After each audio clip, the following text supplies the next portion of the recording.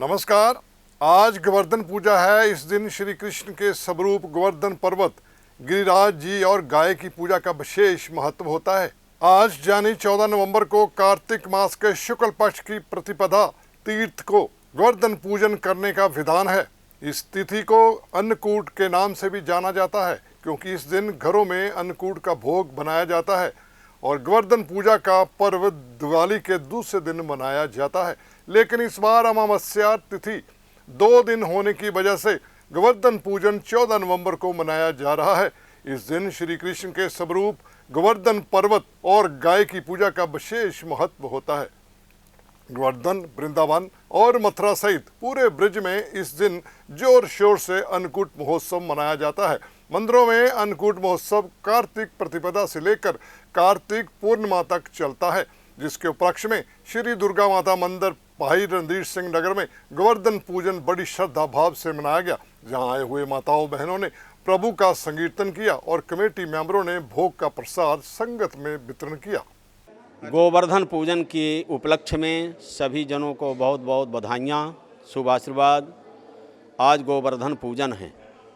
भगवान दीपावली के समय गोवर्धन के रूप में स्थित होकर के सभी भक्तों के द्वारा जो दीपदान है वो स्वीकार करते हैं और गोवर्धन की परिक्रमा होती है दीपावली के दिन।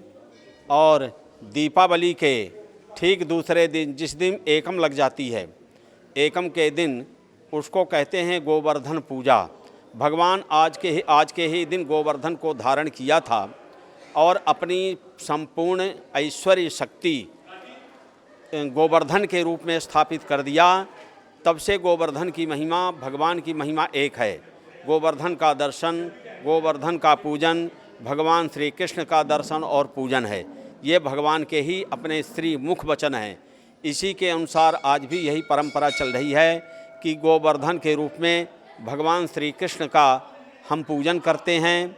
नाना प्रकार के व्यंजन, ज़्यादा से ज़्यादा 56 भोग, और नहीं 56 भोग तो जितना भी यथाशक्ति है वह गोवर्धन का पूजन करके और बढ़िया से उनको 56 भोग, नाना प्रकार के व्यंजन भगवान को अर्पित करते हैं, उनकी आरती करते हैं, उनका परिक्रमा लगाते हैं। इससे भगवान श्री राधा कृष्ण के चरणों की भक्ति प्राप्ति होती है। ये विधि भक्ति मार्ग की है। भक्ति मार्ग में कोई वैदिक विधि का प्रवेश नहीं होता। भक्त जो सुबुद्ध हैं, जो शास्त्रीय ज्ञान जिनको हैं, वो तो वैदिक ज्ञान के अनुसार वैदिक परंपरा का अनुसरण कर लेते हैं।